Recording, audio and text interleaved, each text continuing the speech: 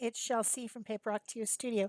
Today I'm sharing with you a video hop that we are doing every month on the first Friday of the month on YouTube. There's lots of people participating, and you can go down below my video and click through the other links to see everyone else's art. This hop features art that you can hang on the wall.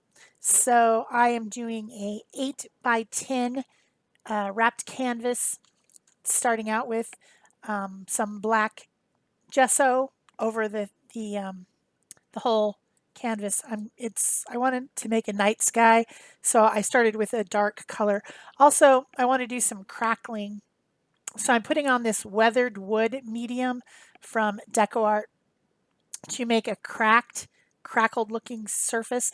This mixed media collage is going to be southwestern, and of course here in the desert where I live in Arizona, it's dry and hot right now, very, very hot. And of course our ground starts to crack a little bit in the summer when it gets really hot in some places. So I was trying to go for that type of a texture, and I wanted to try out the texture medium. So the way that you use that texture medium is you paint a color that you want your cracks to be, and in this case it's going to be the black gesso. And then you put the medium on and you let it dry, and that's that shiny stuff there that you see next to me while I'm drawing. And then after that, you put another coat of acrylic paint over the top and let that dry. If you let all of it dry naturally without trying to speed up the process with a blow dryer, heat tool, or anything, it gives you large cracks, large crackle. And if you speed it up, you get smaller, more like crazing. So I was trying to let it dry by itself as much as possible. So I moved to the next step, which is to make a drawing for my collage. The other morning, I was out really early, like 6:30 in the morning, going to pick up my groceries at the grocery pickup down the street. And it was, the sun was coming up. It was a couple months ago, so the sun was kind of coming up. Everything was very warm colored, and I was driving slowly through the neighborhood to get to the outlet of my neighborhood, and I saw a coyote. And he walked right across the street in front of me, and then he went onto another little street, side street, turned around and stood there and looked at me. And it was, I don't know, it was special. It was kind of almost like a spiritual, I don't know why, but just his eyes were so wise, and he looked so like he was trying to tell me something. And of course, it was early in the morning, and maybe I was a little bit crazy because I hadn't had enough sleep. I don't know, but it seemed very meaningful to me to see this wild animal who almost seemed to want to talk to me, or wanted to tell me something. Of course, I didn't stop. I didn't get out of the car. I mean, it's a wild animal, but it did look at me. I slowed way down. I didn't want to scare it, and I almost kind of stopped. There was nobody out at all, so there was no problem with me stopping in the neighborhood. And I just looked at him, and he looked at me, or maybe it was a she. I didn't actually have an opportunity to check. And then it turned around and just continued loping down the street, back out to probably an outlet, back out to a wash, which is a dry riverbed that we have running through the neighborhood, probably where it lives. And it was just cool. So I wanted to make a mixed media collage canvas of that experience. So now I have a drawing. I drew it first on paper, and then I traced it with a black permanent pen onto a piece of deli paper because I want something that's translucent. The reason I want it to be translucent is so that when I am done collaging over the top, I can turn it over and I can cut it out, because this is going to be a cutout piece that I'm going to then collage onto my canvas. But I wanted to make it fun. I wanted to make it interesting colors, bright colors. I wanted to give kind of some luminosity by adding this almost neon yellow, very bright lemon yellow color first. And so I'm putting that color of paper along the edges where the light might shine onto the fur, with the idea that that was going to make it look a little bit like there was some luminosity to it. So that's what I started out with. And I'm just tearing little bits of paper and gluing them down to this deli paper over my lines. It doesn't matter that my lines are being covered because, of course, since this is a translucent piece of paper, I can turn it over and cut out from the back. I'll be able to see the lines through the back. So I'm not worried about covering up lines or trying to stay within the lines. That's the benefit of using this kind of way that I figured out how to do this type of collage. And so now I'm using some other bright colors, bright pink, but I don't want it to be the color of a coyote. The coyote is kind of golden brown with a little bit of white on its face and on its chest. Don't want that. I want it to be completely colors within a fantasy because it seemed almost unreal to me. And I don't know if it was just my state of mind. Um, I don't know. But I'm going to use warm colors where the light would hit and cooler colors where it would be in shadow. So, like underneath his undercarriage and his bottom legs. And yeah, I'm using a small brush. I'm using Liquitex Matte Gel Medium. I prefer the gel formula. I also prefer matte. I don't like shiny stuff. I don't like to be overly shiny. Although if all you have is gloss medium, you can use that. That's, if that's what you like, that's fine too. So just putting little pieces of paper, tearing.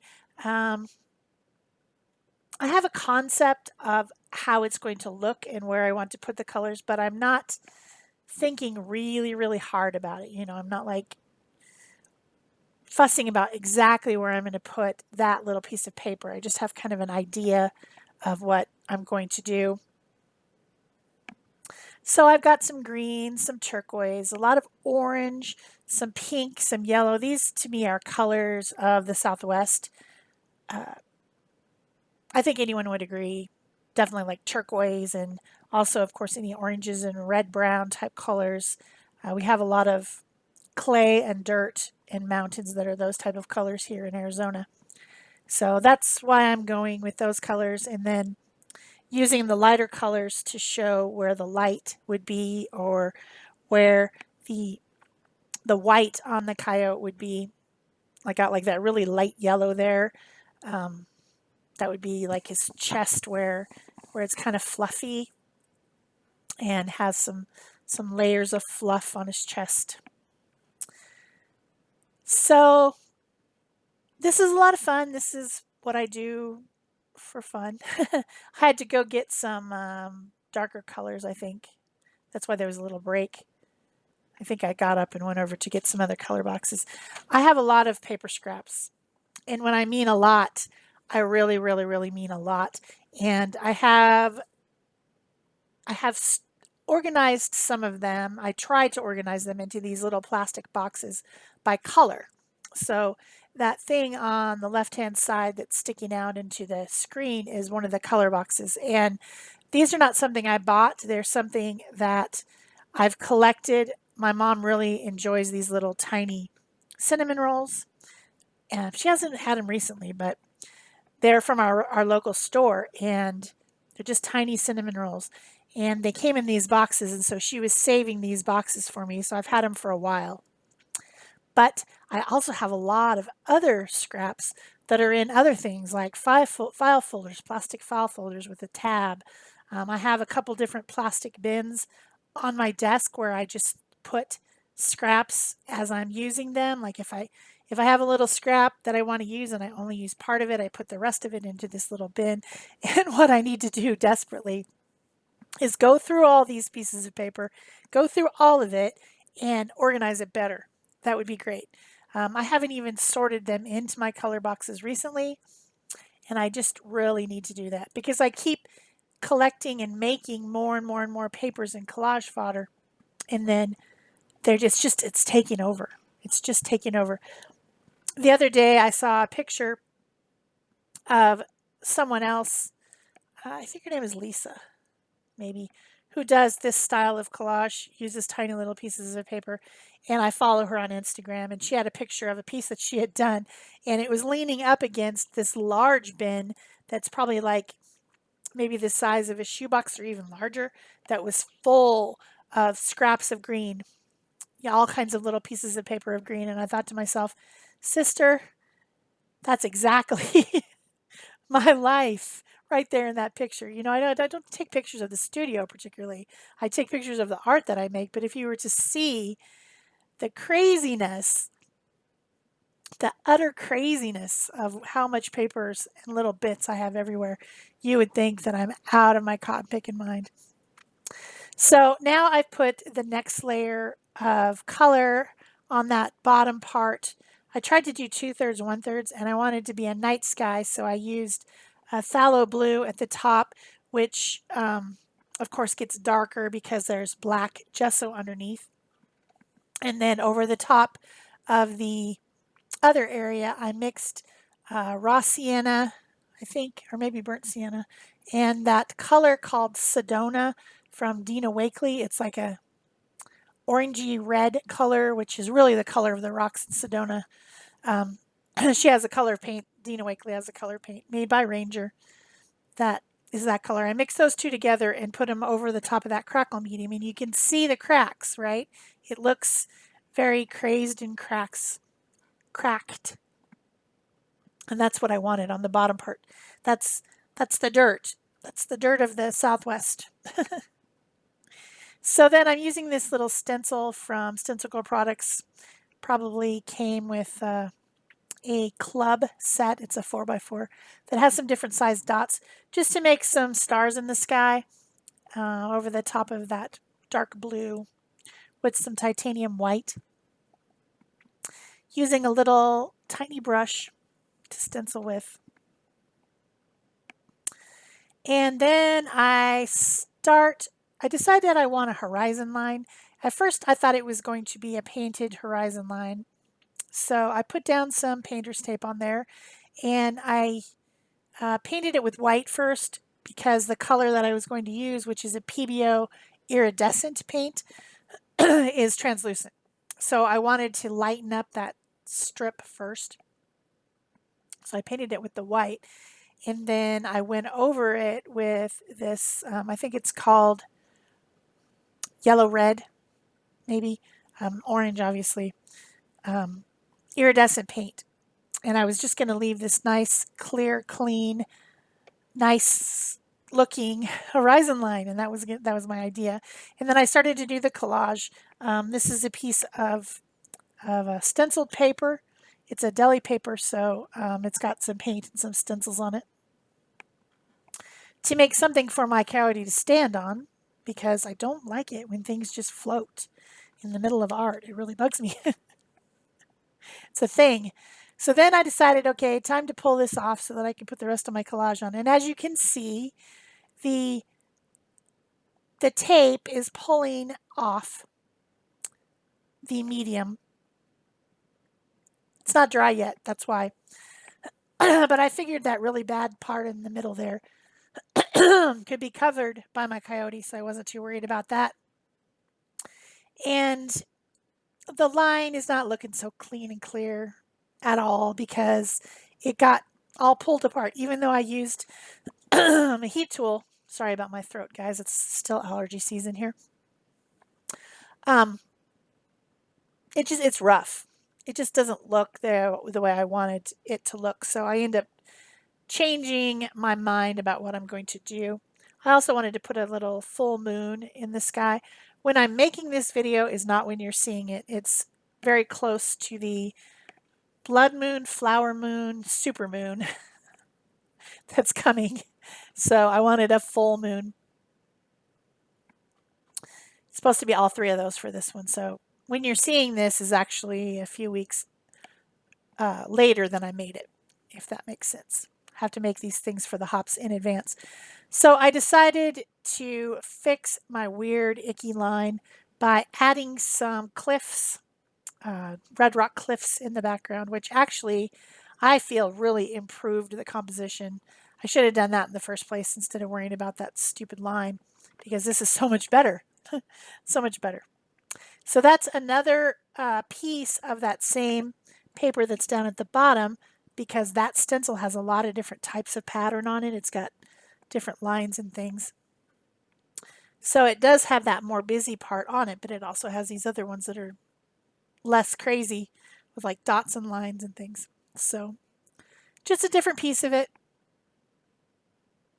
I don't know when I made that paper, probably 5 years ago, just found it. I'm also making sure that all my design goes around the edges of the canvas so that this canvas can just be hung up on the wall on a nail or a push pin or something, and you don't have to worry about framing it. And I added another little piece, kind of like a little step down, just for composition reasons. I felt that that other piece ended too soon. So that's all my collage done. I'm doing a little bit of finger painting with some copper colored paint. It looks really cool. It's hard to see it in the pictures and in the video as to what it looks like, but it's got a little bit of a metallic shimmer to it. It makes it feel more dimensional. I also put some on the moon. I put some in the background on the dirt to make it just, I don't know, it just looks cool. And then once this is all dry and I've fussed around with it enough, I will end up doing pen work as my end. I hope you guys are enjoying this video. If you are, please remember to give me a thumbs up and leave a comment or question if you want to. Also, don't forget to go down below the video and use all the links to hop to the next person's video. When you get back to my video, you will be done with the hop. So they're in order and just kind of a rotation so that you end up coming back to mine eventually. So this is a video hop, and I hope that you will hop through and give love to everyone out there who made a video for your enjoyment and entertainment. So I'm starting out with a water brush, a water tank brush, and this brush from Pentel called a color wash brush in sepia color. So that's a dark brown. And I'm putting in the details. In some cases, I'm blending out the line with my water brush because what's in this little pen is watercolor paint, intense watercolor paint. So this will definitely need to be sealed. Somebody must have texted me. Suddenly my phone came into the frame. That's kind of weird. So yes, on the outside edges of the coyote, I'm blending out with my water brush, and then some of the finer details on his face and things, I'm not blending. I'm just keeping those lines fine. This has a brush tip like a synthetic brush, and so I can press down and make a fatter line, or I can use a very fine few hairs at the tip and do a very thin line. So it's a good tool for this. This is definitely mixed media. We've got acrylic painting, we've got crackle, we've got collage, we've got finger painting, we've got watercolor brush pen, we've got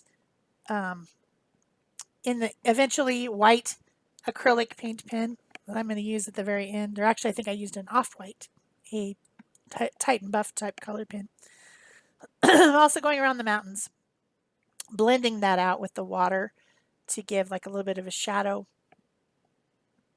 And then comes the white pen, and I also used a little bit of yellow Posca pen and a little bit of orange Posca pen, and I think that's all.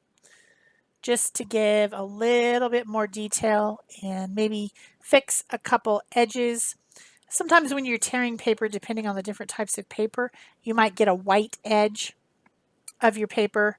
It has to do with the direction you've torn it, and also just the paper itself. Sometimes it splits, like if it's newsprint or something, it splits and you get a white edge. So sometimes I go back in with something and fix those little white edges. So that's probably what the orange pen was for. But anyway, that's it for me, and be sure to check out the next video in the Let Us Start with Art video hop. Bye-bye.